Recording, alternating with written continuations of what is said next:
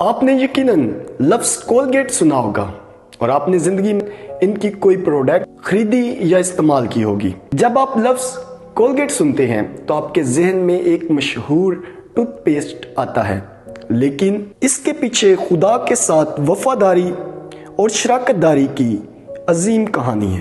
مسیح یسوع میں آپ کی سلامتی ہو۔ میرا نام ہے سیمون کرس اور آپ دیکھ رہے ہیں بی لائک کرائسٹ۔ بہت سی وجوہات میں سے ہمارے غریب ہونے کی ایک وجہ خداوند کی حضوری میں نہ دینا ہے۔ آج ہم آپ کے ساتھ ایک ایسے شخص کی کہانی شیئر کر رہے ہیں جو کہ انتہائی غریب تھا، لیکن جب اس نے خداوند کی حضوری میں اپنا حصہ دینا شروع کیا تو خداوند اس کو دنیا کی بلندیوں پر لے گیا۔ ولیم کولگیٹ 1783 میں انگلینڈ میں پیدا ہوئے۔ غربت سے تنگ آ کر اس کے خاندان امریکہ چلے گئے اور وہاں ایک فارم میں رہنا شروع کر دیا، لیکن کام بہت مشکل تھا۔ انتہائی مشکلات اور محنت کے باوجود وہ کوئی ترقی نہ کر سکے۔ تب اس نوجوان یعنی کولگیٹ نے ایک نئے شہر یعنی نیو یارک جانے کا فیصلہ کیا۔ جب اس نے اپنی والدہ کو اپنے سفر کے بارے میں بتایا تو اس کی والدہ جو کہ ایک مسیحی خاتون تھی، اس نے اس کو ایک نصیحت کی کہ بیٹا ہمیشہ خدا کے ساتھ وفادار رہنا۔ اس نے اپنی بائبل کھولی اور ملاکی کی آیات بلند آواز میں اپنے بیٹے کو پڑھنے کو کہا۔ اس کی ماں نے اس کو ایک مشورہ دیا کہ اس کے ہاتھ میں جو بھی چیز آئے وہ اس کا 10واں حصہ لازمی خدا کو دیا کرے۔ سفر کے دوران اس کی ملاقات کشتی کے کپتان سے ہوئی جو کہ ایک مسیحی تھا۔ ولیم کولگیٹ نے اس کے ساتھ مل کر دعا کی۔ اس نے نوجوان سے کہا کہ ایک اچھے انسان بنو اور اپنا دل مسیح کو دے دو، اور جو کچھ تمہارا ہے سب کچھ مسیح کو دے دو۔ ایمانداری سے کام کرو اور خدا آپ کو سرفراز کرے گا۔ اور کشتی کے کپتان نے کولگیٹ کے لیے نبوت بھی کی کہ تمہارے لیے نیو یارک میں صابن کا کوئی کاروبار ہوگا۔ ولیم کولگیٹ کے ذہن میں یہ الفاظ رہ گئے۔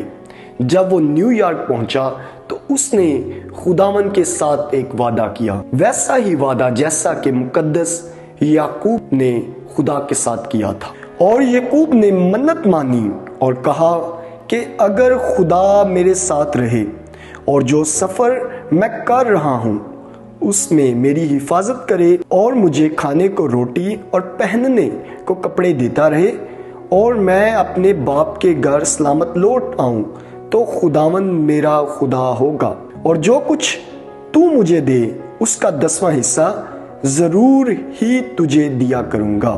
1804 میں اسے صابن بنانے والے ایک ادارے میں نوکری مل گئی۔ اس نے اپنے نزدیک کے ایک چرچ میں جانا شروع کر دیا اور جیسے ہی اس کو پہلی تنخواہ ملی اس نے 10واں حصہ خدا کو دیا۔